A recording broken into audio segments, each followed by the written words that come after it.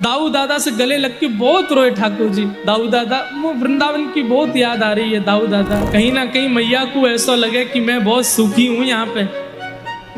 तू मैया जाके बता दे मैं बहुत दुखी हूं यहाँ पे। कई ग्वाला तो छुप के बैठ गए, हम ना मिल रहे आते। इतने दिना की कह के गए हो हम ते, परसों आ जाऊंगा, परसों आ जाऊंगा। इतने साल बाद आ रहा हो, हम ना मिल रहे आते। तुम लोग मिल लो, हम नहीं मिलेंगे आते। कि कोई इतना विरह आतुर हो सकता है कि उसके अश्रु जल नदी बन के बहने लग जाएं। मैं आपसे निवेदन कर रहा हूं, मैं प्राण त्याग दूंगा बिना वृंदावन के। तो आपकी स्थिति क्या हो रही होगी इसमें? देव की मैया ने मन में विचार किया कि आज लाला बहुत दिना बाद आयो है, या के काजे में कछु बना के ले जाऊं, अपने हाथन से पवाऊंगी लाला को।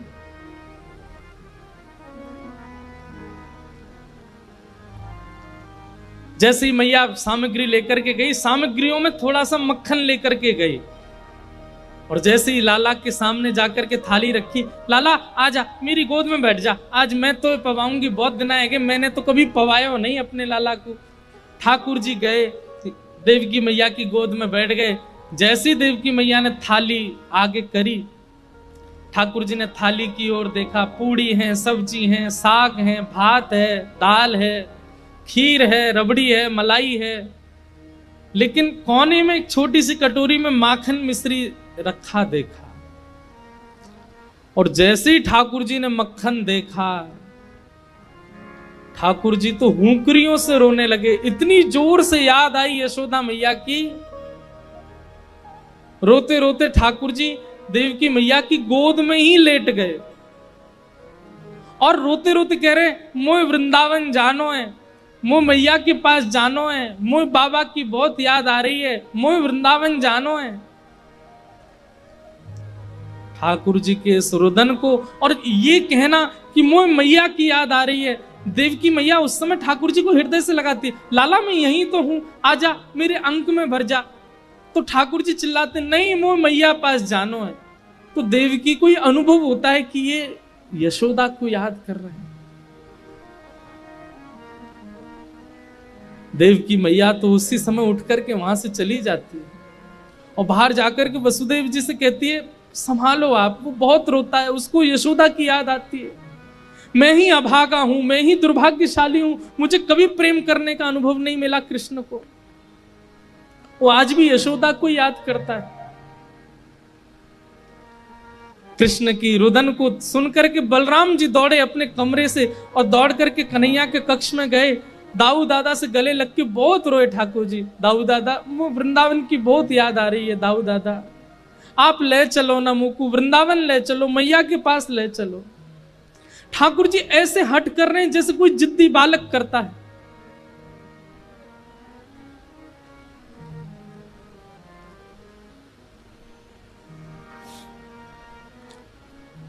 वसुदेव जी आए और आकर के बलराम जी को भी ले गए, और बोले, कृष्ण को केवल एक ही व्यक्ति शांत कर सकता है, क्योंकि ये उसी के सामने गंभीर रहता है, वो इसका सखा है, उद्धव। उद्धव सखा मथुरा आने के बाद बने ठाकुर जी के। ये भगवान के साथ गुरुकुल पढ़ने भी गए थे। उद्धव को जाकर के वसुदेव जी बोले, उद्धव तुम समझाओ, तुम्हारी बात मानता है कन्हैया। और श्री उद्धव जी महाराज ठाकुर जी के कक्ष में गए। भगवान रो रहे हैं। उद्धव कहते हैं, कृष्ण आप क्यों रो रहे हैं? ठाकुर जी कहते हैं, उद्धव मोह ब्रज की बहुत याद आ रही है। उद्धव जी हंसते हैं, आप परमात्मा हैं, आपको कोई मोह नहीं होता, ये नाटक मत कीजिए मेरे आगे। आप परमात्मा हैं, आप सारे मोहों से दूर रहते हैं, सारी आसक्तियों से दूर रहते हैं। आपका दर्शन करने वाला मोह आसक्तियों से दूर हो जाता है। ये क्या आप आडंबर कर रहे हैं? ये रोना धोना बंद कीजिए, ये हो ही नहीं सकता। ये परम तत्व पर ब्रह्म परमात्मा का ये स्वरूप नहीं हो सकता। उद्धव वेदों की ऋचाएं सुनाने लगे, परमात्मा तत्व का वर्णन करने लगे। ठाकुर जी बोले, उद्धव तूने प्रेम तत्व पढ़ा कहीं पर? उद्धव जी बोले नहीं, बृहस्पति गुरु जी ने प्रेम तत्व के बारे में तो कुछ नहीं बताया, और प्रेम तत्व है क्या? ये धर्म अर्थ काम मोक्ष चतुर्विध पुरुषार्थों के आगे प्रेम की क्या चलती है? ठाकुर जी बोले इसीलिए तेरे मुख से ज्ञान प्रकट होता है उद्धव, क्योंकि तू अभी तक प्रेम का अधिकारी नहीं हुआ। प्रेम ऐसा जान, बेसन का लड्डू है, नवरत्न है, सुंदर खांड है, सुंदर घी है, लेकिन उसमें मिश्री नहीं है। तू वो है, तू वो लड्डू है जिसमें बेसन भी है, नवरत्न भी है, सब कुछ है, लेकिन मिश्री रूपी प्रेम नहीं है अभी तेरे पास।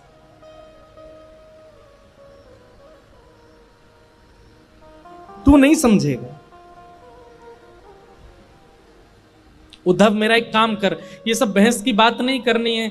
मैं अगर वृंदावन गया तो मैं वापस नहीं आ पाऊंगा, मैं तो नहीं जाऊंगा, पर तू एक बार चला जा और बस देख के आ जा कि ब्रजवासी कैसे हैं, मेरी यशोदा मैया कहां बैठी है, नंद बाबा क्या कर रहे हैं, गोपियां क्या कर रही हैं, मधुमंगल श्रीदामा मेरे सखा, उनको एक बार देखा, और मैं तुझे पत्र लिख के दूंगा, वो उनको दे आना, बस इतना काम तू मेरा कर दे।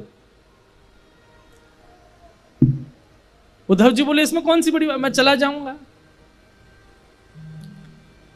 ठाकुर जी कह रहे हैं उद्धव तुझे कैसे जाना है, क्या करना है, सुन ले। उद्धव मेरी मैया से जा कही, मेरी मैया से जा कही, तेरो लाला दुख पावे, मेरी मैया से जा कही, मेरी मैया से जा कही। उद्धव कहीं ना कहीं मैया को ऐसा लगे कि मैं बहुत सुखी हूं यहाँ पे, तू मैया जाके बताए थे मैं बहुत दुखी हूं यहाँ पे, और मेरे दुख क्या हैं। बंधु ठाकुर जी ऐसे ऐसे दुखों का वर्णन कर रहे हैं जिन दुखों को सुनकर के सामान्य व्यक्ति को हंसी आ सकती है।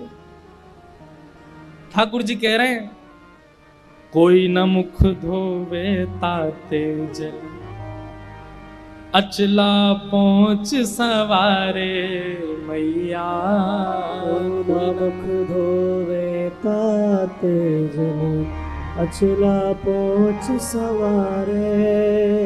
उद्धव तुझे पता है यशोदा मैया मुंह को नवा में ना है। अरे उद्धव तू बैठ सुन, यशोदा जी मुंह को नवा में ना है तो पता कहा करें, नेक्स्ट सो लाला है मेरो, या कुछ सर्दी जुकाम है जाएगी, और मैया यो के ज्यादा नवा धुवा के तैयार करके रखूंगी तो जो गोपी नजर लगा देंगी, तो या हमारे मैया मुंह को नवा में ना है तो क्या करें पता है, तातो जल नेक नेक गुनगुनो जल, और वहां में अपनी साड़ी बोर के वो गीली है जाए, वहां तो मेरा मुंह पहुंच दे, मेरी आंख पहुंच दे, मेरे हाथ पहुंच दे, मेरे पाम पहुंच दे, मेरी छाती और मेरा पेट पहुंच दे, बस हफ्ता में 2 हफ्ता में 1-2 बार ही नहावे को अवसर है, बाकी मैया मुंह को नवावे ना है। पर यहाँ सुबह सुबह कोई मेरा गर्म जल से मुख नहीं पहुंचता, तो मैया को जाके बताइए कोई ना मुख धोवे ताते जल, अचला पहुंच सवारे मैया, कोई ना मुख धोवे ताते जल, अचला पहुंच सवारे। और मैंने ब्रज में कभी थाली में भोजन नहीं किया उद्धव।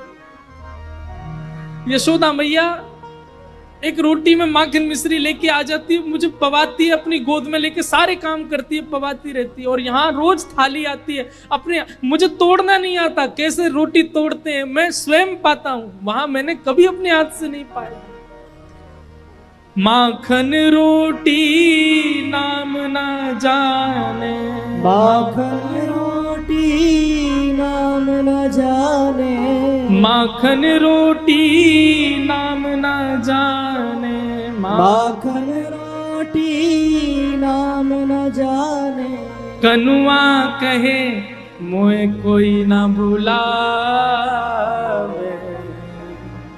मेरी मैया से जा कहियो, मैया से जा कहियो। और बाबा नंद अंगुरिया गह गह, पायन चल वो सिखावे उधो। बाबा नंद अंगुरिया गह गह, पायन चलनो सिखावे। नंद बाबा मेरी उंगली पकड़ के, मैं 8 वर्ष को 9 वर्ष को है गो उद्धव, तब भी नंद बाबा ने कभी भी बिना उंगली पकड़वाए मुंह को कहीं लेके नहीं गए। मैं कहता बाबा अब तो मैं बड़ो है गो, अब तो मैं खुद चल सकूं, तब भी कहते लाला तेरे पता तू छोटा ही है, तू खो जाएगा, मेरी उंगली पकड़ ले। और मैं बाबा की उंगली पकड़ के ही गए वो सब जगह। आज मुझे याद आवे मैं अकेलो घूमूं, मेरी उंगली कोई अपनी उंगली नहीं देवे। बाबा नंद अंगुरिया गह गह, पायन चल वो सिखावे उधो। बाबा नंद अंगुरिया गह गह, पायन चलनो सिखावे। और थोड़ी देर उंगली पकड़ के चलवाने के बाद बाबा को ऐसा लगता है मैं थक गया हूं, तो तुरंत 8 वर्ष को इतना बड़ो भी मुझे गोद में उठा लेते। मैं कहता बाबा अरे मैं चल लूंगा ना, लाला तू थक गो, तेरे पांव थक गए होंगे। थाको जान कन्हैया मेरो, थाको जान कन्हैया मेरो, गोद उठा हृदय सो लगा, मेरी मैया से जा कहियो उधो, मैया से जा कहियो। वास्तव में उद्धव यशोदा मैया को तो मेरे अंक का सुख मिलता है, मैं मैया से लिपट के सोता हूं। लेकिन नंद बाबा थोड़ा संकोच करते हैं, इसलिए वो जबरदस्ती ये बहाना करते हैं, अरे लाला तू थक गए होगा, चल मेरी गोद में आ जा। इसी बहाने मुझे गोद में लेते समय अपने अंक से भर लेते। मैं सोचता हूं कि अब नंद बाबा किसको अंक से लगाते होंगे, वो कैसे रह रहे होंगे ब्रज में। उद्धव तू जाके देख करके आ।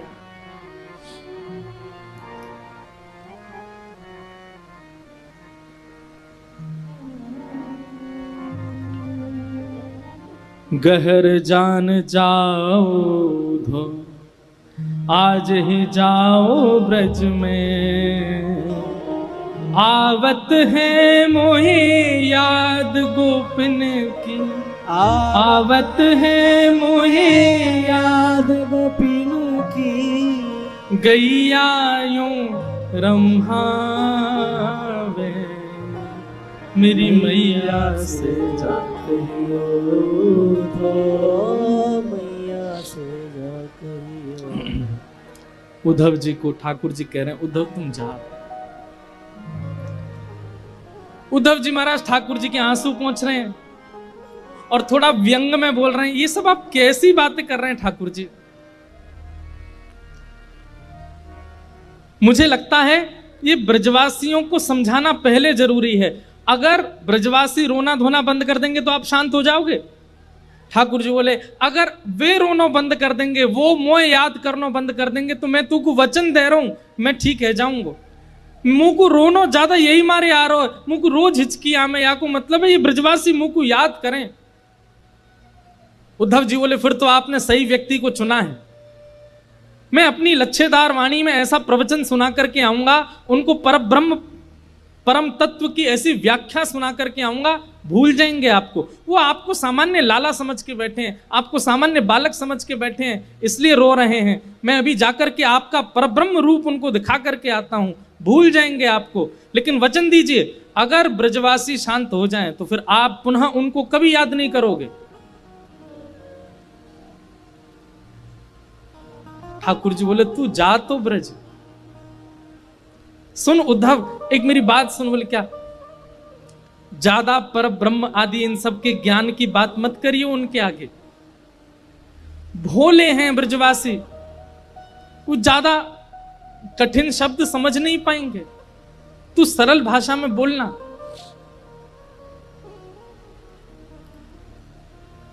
उद्धव बोला आप मुझे मत समझाइए, मैं अपने स्तर पर देख लूंगा, जाता हूं, शाम तक लौट के आता हूं।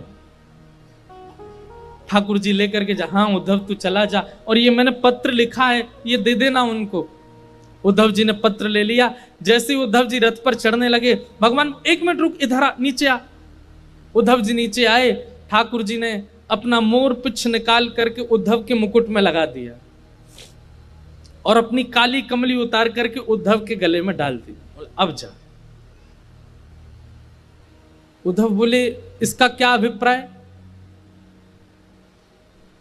बोले इससे उनको संकेत हो जाएगा कि तू, मैंने तुझको भेजा तो तेरी बात सुनेंगे भी और करेंगे भी, इनके बिना जाएगा तो तुझे पूछेंगे नहीं, वो तू जा। और उद्धव जी मोर पिछ ठाकुर जी की तरह धारण करके, ठाकुर जी की तरह काली कमली ओढ़ करके उसी रथ में बैठ करके जा रहे हैं जिससे रथ से ठाकुर जी आज से सालों पहले लौट करके आए थे।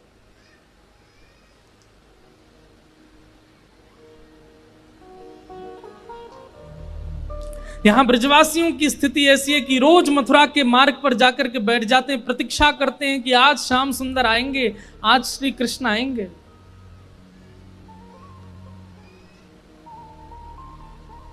वर्षों हो गए आज तक कृष्ण नहीं आए। आज भी रोज की तरह ब्रजवासी आकर के बैठे हैं और तभी देखते हैं कि एक रथ वृंदावन की ओर आ रहा है। और जैसे ही उस रथ को देखते हैं, मधुमंगल श्रीदामा तन सुखा मन सुखा धन सुखा सुबल तोक भगवान के सब सखा, अरे कन्हैया आ गयो, कन्हैया आ गयो, कन्हैया आ गयो की टेर लगा देते हैं। एक ब्रजवासी दौड़ करके वृंदावन की ओर भागता है और सब घरों में जाकर के हल्ला करता, अरे सबरे बाहर आ जाओ, कन्हैया आ गयो, हमारो गोपाल आ गयो, परसों की कह के गयो, भले ही बरसों बाद आयो लेकिन आ गयो। और जैसे ही उसने ये हल्ला मचाया, मानो जैसे ब्रज में जितने भी जीव हैं सबके प्राण आ गए हों वापस। जैसी अवस्था में सब दौड़ रहे हैं, कन्हैया आ गयो, गोपाल आ गयो, कृष्ण आ गयो। सब जगह दौड़ता हुआ जाकर के यशोदा मैया के द्वार पर पहुंचता है और कहता, मैया, अरे मैया तू कहां है? देख तेरो लाला आ गयो, कन्हैया आ गयो, जल्दी चल मैया। सब ब्रजवासी रोते बिलखते दौड़ते हुए जा रहे हैं कि हमारो कन्हैया आ गयो, हमारो गोपाल आ गयो। रथ देख करके रथ की ही बलैया ले रहे हैं, सब अपने आप को संभाल रहे हैं कि श्री कृष्ण को इतने दिन बाद देखने को अवसर मिलेगा। अरे आंसू तो काई को निकल रहे हो, तुम आओगे तो नेत्रन के आगे धुंध आ जाएगा, कन्हैया को देख नहीं पाएंगे, तुम मत आओ। अब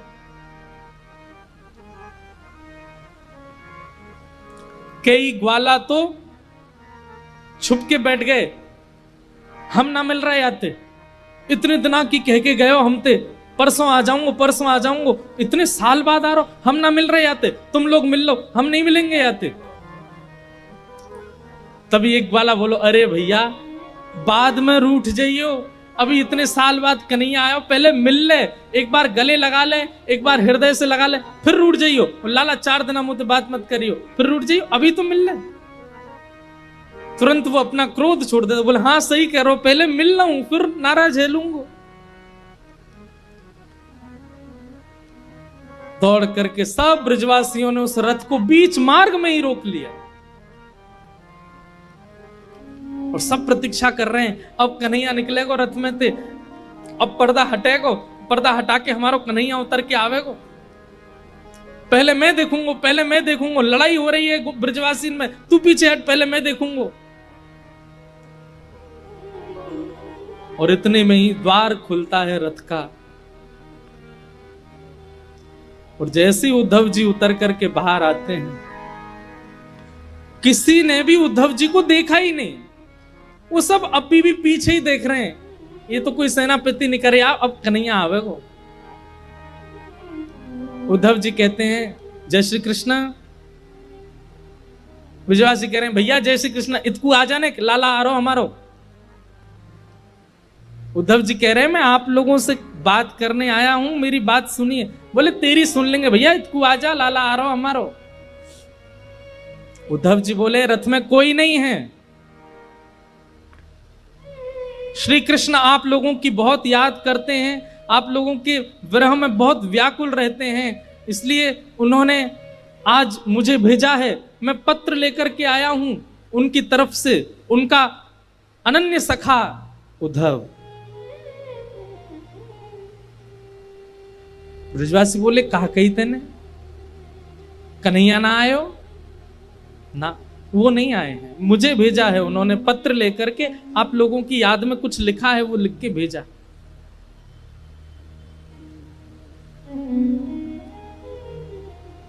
ब्रजवासी सब, वारे कन्हैया, परसों की कह के गए हो, बरसों तक आयो नहीं, और बरसों बाद याद आई है तो अपनो सखा भेज दियो, खुद नहीं आयो। और मधुमंगल श्रीदामा बोले, भैया ये कन्हैया ये अच्छे थे जाने कि हम पे अक्षर पढ़वे नहीं आवे, तो पत्र लिख के भेजो है। अरे ये पत्र के द्वारा यानी कोई संवेदना नहीं, यानी ये बतावे की कोशिश करिए कि वो पढ़ो लिखो है गो है। अरे हम पे तो पढ़ो ही नहीं आवे, तो फिर लिख के कहा भेजो माने। कई ब्रजवासी तो वहीं मूर्छित हो गए जब सुना कि श्री कृष्ण नहीं आए। बंधुओं, ये वैज्ञानिक बात भी है कि अति सुख और अति मात्रा में कष्ट एक साथ यदि हृदय में आता है तो व्यक्ति अनकॉन्शियस हो जाता है। कितने ब्रजवासी तो वहीं मूर्छित हो गए जब सुना कि कृष्ण नहीं आए।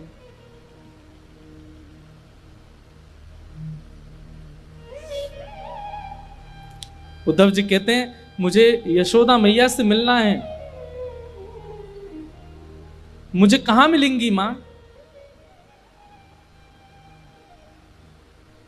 मधुमंगल बोलो, ये नदी देख रहे हो छोटी सी, या के किनारे किनारे चलो जा, या नदी को उद्गम जहां है ना वही नंद भवन है, चलो जा। उद्धव जी महाराज बोले, नदी का उद्गम भवन से? नदी का उद्गम तो पर्वत से होता है, नदी का उद्गम तो किसी वन से होता है, भवन से नदी का उद्गम?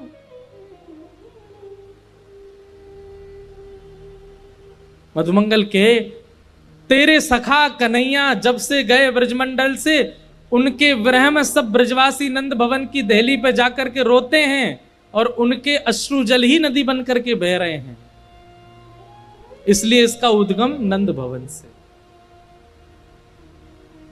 उद्धव जी महाराज को पहला झटका लगा यहां पर कि कोई इतना विरह आतुर हो सकता है कि उसके अश्रु जल नदी बन के बहने लग जाएं, और वो भी 2, 4, 10, 15 लोग नहीं, पूरा का पूरा ब्रजमंडल, और वो भी 2, 4, 10, 5 दिनों के लिए नहीं, वर्षों से रो रहे हैं। ये मोह नहीं हो सकता। मोह की अवधि तो 5 दिन की होती है, मोह की अवधि तो 10 दिन की होती है, ज्यादा से ज्यादा 1 महीने की होती है। ये मोह नहीं हो सकता है कि वर्षों से इतनी संख्या में लोग रो रहे हैं कि नदी बन के बह रही है।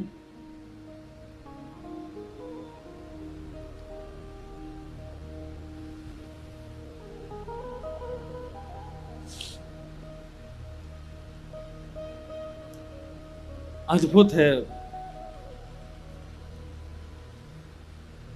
उद्धव जी महाराज नंद भवन पहुंचे।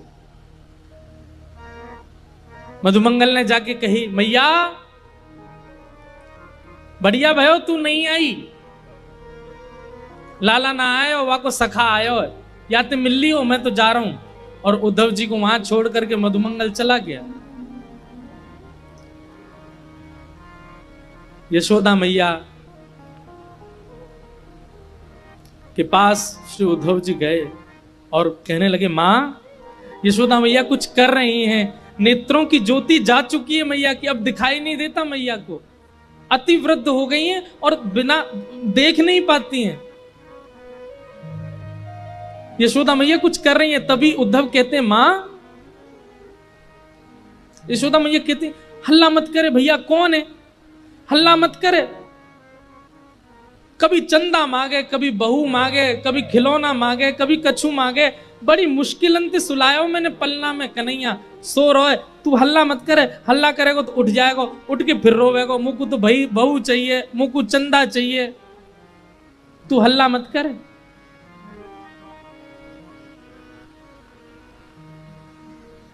उद्धव जी कहते हैं कौन सो रहा है मां पलना में? यशोदा जी कहते हैं मेरो लाला कन्हैया सो रहा है। उद्धव जी कहते कहां है, दिखाना। मैं दूर से देखूंगा, उठाऊंगा नहीं। मैया उठ करके जाती, उद्धव का हाथ पकड़ती, बोले चल मोह ले चल, मोह तो दिखे ना, मैं तो ऐसे दिखाऊं। और लेकर गई, देख जे कमरा में पलना धरो बोला जई में सो रहा। बड़ी मुश्किल, कल तो यूं कह रहा मुझको बहू चाहिए, आज यूं कह रहा मुझे चंदा चाहिए, रोज कछु कछु मांगतो रहे मोते, बड़ी मुश्किल अंते सुलायो है।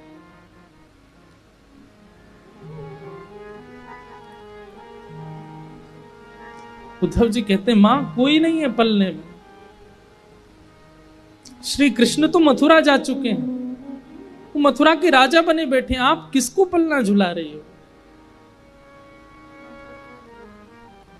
ये सुनकर के यशोदा मैया को याद आ गया और तुरंत गिर पड़ी वहीं और रुदन करते करते बोली अरे मैं भूल गई।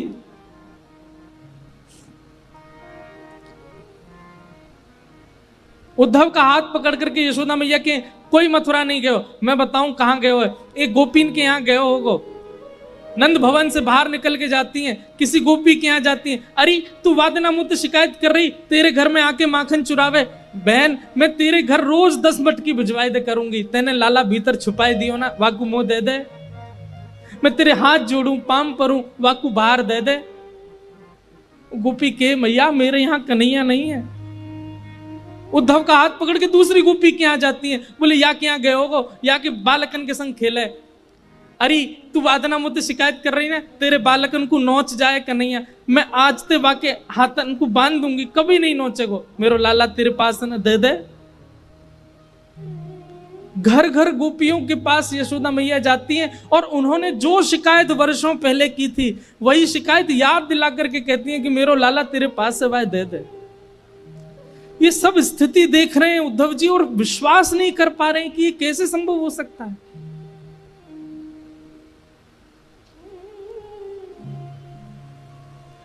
अद्भुत प्रेम है ब्रजवासियों का।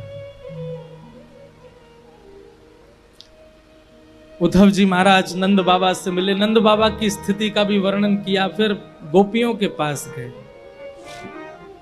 असंख्य गोपियां बैठी हैं, बीच में किशोरी जी बैठी हैं और वहां भ्रमर गीत गाया गोपियों ने।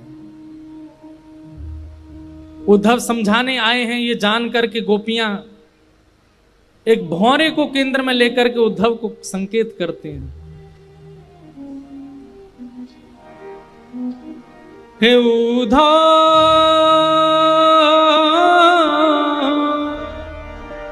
मत आइयो समझाने जाके, कांटा लगे सो ही जाके, कांटा लगे सो ही जाने, जाए बसे दूर बिरज से, भेजते हैं संदेशा, हम गोपीत राह तकत हैं, रूप हो गया कैसा।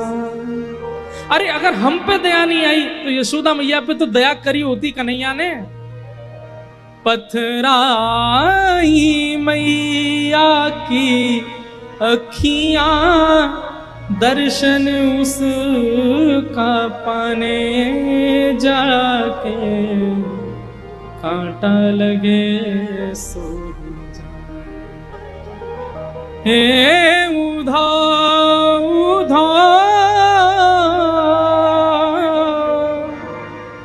मत आइयो समझाने जाके, कांटा लगे सो ही जाने। गोपियों ने उद्धव जी महाराज को ज्ञान उपदेश किया, प्रेम उपदेश किया और 6 महीने बीत गए उद्धव जी को ब्रज में। ठाकुर जी से कह के आए थे शाम को आ जाऊंगा। 6 महीने निकल गए उद्धव जी को वृंदावन में, और 6 महीने बाद उद्धव जी की स्थिति ऐसी हो गई, बिना रथ के पैदल ही गए वृंदावन से। और ठाकुर जी के चरणों में बड़ी बड़ी दाढ़ी हो गई है, मूछें हो गई हैं, जटा जैसे केश हो गए उद्धव जी के, पहचान में नहीं आ रहे किसी के। और ठाकुर जी के चरणों में जाकर के मथुरा में कहते हैं, मैं आपसे केवल एक चीज की भीख मांग रहा हूं श्याम सुंदर। भगवान के उद्धव ये क्या हो गया तुझे? बोले केवल एक वस्तु दे दीजिए। बोले क्या? मुझ सहित वृंदावन चलिए और वहीं बस जाइए, वहां से कहीं मत जाइए नाथ। मैं आपसे प्रार्थना करता हूं, मैं अपना ज्ञान यमुना जी में धोकर के आ गया हूं। मैं अपनी सारी ब्रह्म विद्याओं को, सब अपनी वेद विद्याओं को, सबको तिलांजलि देकर के आया हूं वृंदावन में। मैंने ऐसा प्रेम कहीं अनुभव नहीं किया। मैं आपसे निवेदन कर रहा हूं, मैं प्राण त्याग दूंगा बिना वृंदावन के। तो आपकी स्थिति क्या हो रही होगी इस वक्त? यशोदा मैया, नंद बाबा, गोपियों, सबको मिलकर के आया हूं। मैं आपसे केवल एक चीज की याचना करता हूं, अभी वृंदावन चलिए। ये मथुरा आपके लिए नहीं है, वो द्वारिका आपके लिए नहीं है, वो ब्रह्मांड वैकुंठ आपके लिए नहीं है नाथ। आप वृंदावन चलिए। श्री किशोरी जी, सब गोपियां आपकी राह ताक रही हैं, चलिए ठाकुर जी। भगवान उद्धव को हृदय से लगा लेते हैं। उद्धव, मुझे अब इतना प्रिय लग रहा है तू, क्योंकि तेरी वाणी में प्रेम बोल रहा है। अब तेरी वाणी में बुद्धि नहीं है, तेरी वाणी में हृदय बोल रहा है। मुझे ऐसा लग रहा है कि मेरे सामने उद्धव नहीं, साक्षात वृंदावन, साक्षात यमुना जी और साक्षात ब्रजवासी एक मूर्तिमंत रूप धारण करके मेरे सामने खड़े हैं। उद्धव, मैं यही चाहता था कि तू ब्रज को अपने अंदर धारण करके आ।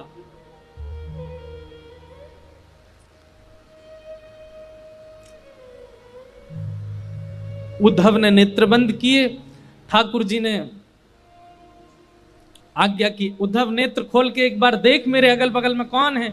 जैसे उद्धव ने देखा तो समस्त ब्रजवासी, नंदरानी, यशोदा मैया, नंद बाबा, किशोरी जी, सब सखियां, गोप ग्वाल, सब मथुरा में ही प्रकट हो गए और ठाकुर जी के इर्द गिर्द सब विराजमान है। उद्धव चरणों में गिर गया, भगवान ये कैसी लीला है, ये क्या हो रहा है? ठाकुर जी कहते हैं, उद्धव मैं ब्रज ही हूं, मैं श्री जी ही हूं, मैं ब्रजवासी ही हूं।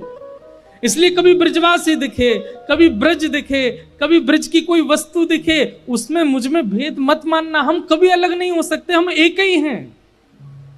ये तो केवल एक सांसारिक लीला मुझे पूर्ण करनी है, जिससे संसार की माया में रहने वाले लोगों को ज्ञान दिया जा सके। जो प्रेम के अधिकारी नहीं हैं, उनके लिए कुछ दिन की लीला करने के लिए मुझे द्वारिका लीला करनी पड़ेगी। इसलिए मैं ब्रज से बाहर आया हूं, बाकी नहीं तो तू किसी और से नहीं मिलके आया है, तू मेरे ही स्वरूपों से मिलके आया, वो मैं ही हूं। मैं और ब्रज कहीं अलग नहीं हूं उद्धव, और ना मैं ब्रज से कभी अलग होता हूं।